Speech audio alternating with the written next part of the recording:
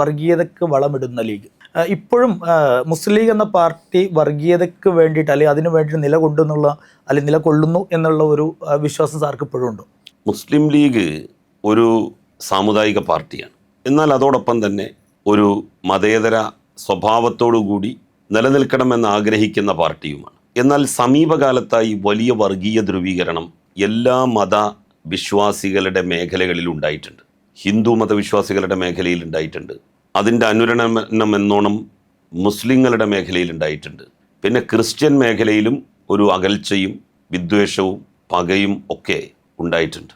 ഇതെല്ലാ രംഗത്തും ഉണ്ടായതിൻ്റെ പുതിയ പശ്ചാത്തലത്തിൽ ലീഗും അല്പസ്വല്പമൊക്കെ ഇതൊക്കെ ഒന്ന് തൊട്ടുകൂട്ടിയാൽ തരക്കേടില്ല. കാരണം അധ്വാനിക്കാതെ നമുക്ക് ലാഭം കൊയ്യാൻ പറ്റുന്ന ഒരു സാധനമാണ് ഈ മതം എന്ന് പറയുന്നത്.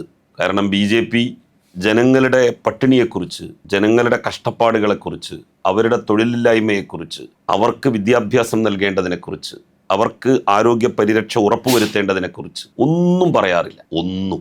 അവരെപ്പോഴും പറയാറുള്ളത് രാമക്ഷേത്രം, അത് കഴിഞ്ഞ് വേറെ ക്ഷേത്രങ്ങൾ, വേറെ ആരാധനാലയങ്ങൾ പൊളിച്ച് മറ്റു ക്ഷേത്രങ്ങൾ. ഇപ്പം രാമന് ക്ഷേത്രമായി, ഇനി സീതാദേവിക്ക് വേണ്ട ഒരു ക്ഷേത്രം, മറ്റുള്ള ദൈവങ്ങൾക്ക് വേണ്ട ക്ഷേത്രങ്ങൾ. ആ നിലയിലാണ് പോകുന്നത്. മുസ്ലിം ലീഗ് മുമ്പൊക്കെ പൊതുകാര്യങ്ങളിൽ ശ്രദ്ധ പതിപ്പിച്ചിരുന്ന ഒരു പാർട്ടിയാണ്. എന്നാൽ പുതിയ കാലത്ത് BJP വളരെ നിഷ്പ്രയാസം മതവികാരത്തിന് തീ കൊളുത്തി യാതൊരു അധ്വാനവും ഇല്ലാതെ വളരുന്നു എന്ന് കണ്ടപ്പോൾ, എന്നാൽ അതിൻ്റെ ഒരു പരീക്ഷണം മുസ്ലിം സമുദായത്തിലും നടത്താമെന്ന് ലീഗിലെ ചിലർ ഉദ്ദേശിച്ചിരിക്കണം. കാരണം വലിയ മുടക്കൊന്നുമില്ല, ഒരു പണിയെടുക്കണ്ട. പൊതുജനങ്ങളുടെ വിഷയത്തിൽ മുസ്ലിം ലീഗ് ഒരു പ്രക്ഷോഭത്തിന് സാധാരണഗതിയിൽ ഇറങ്ങാറില്ല.